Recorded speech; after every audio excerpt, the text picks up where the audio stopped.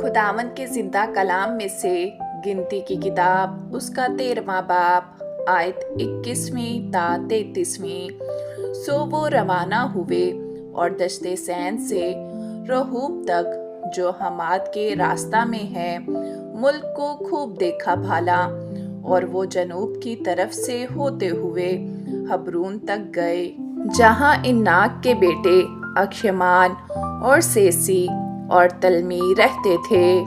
और हबरून सुहन से जो मिस्र में है 7 बरस आगे बसा था, और वो वादिये इसकाल में पहुँचे।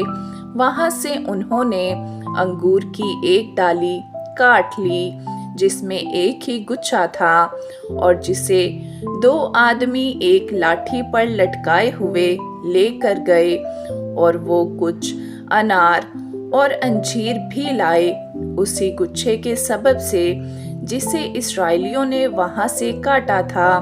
उस जगह का नाम वादिये इसकाल पड़ गया।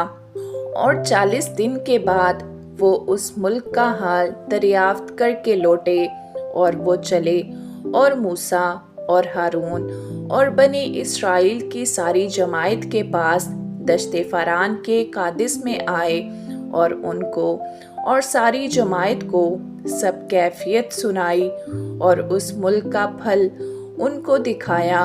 और मूसा से कहने लगे कि जिस मुल्क में तूने हमको भेजा था हम वहाँ गए, और वाकई दूध और शहद उसमें बहता है, और ये वहाँ का फल है।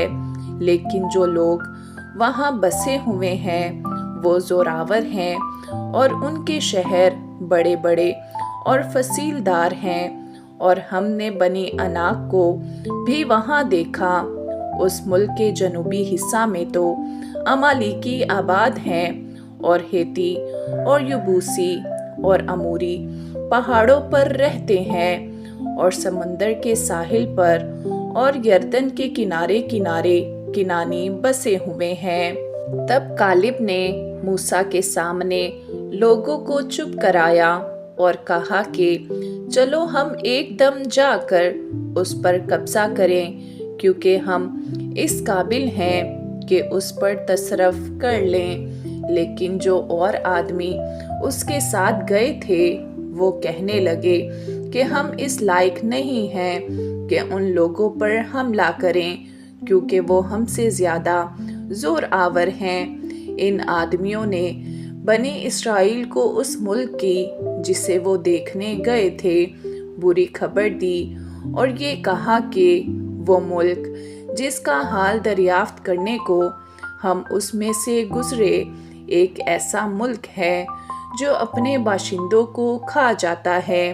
और वहाँ जितने आदमी हमने देखे वो सब बड़े कद आवर हैं। और हमने वहाँ बनी अनाक को भी देखा जो जब्बार हैं और जब्बारों की नस्ल से हैं, और हम तो अपनी ही निगाह में ऐसे थे जैसे टिड्डे होते हैं, और ऐसे ही उनकी निगाह में थे।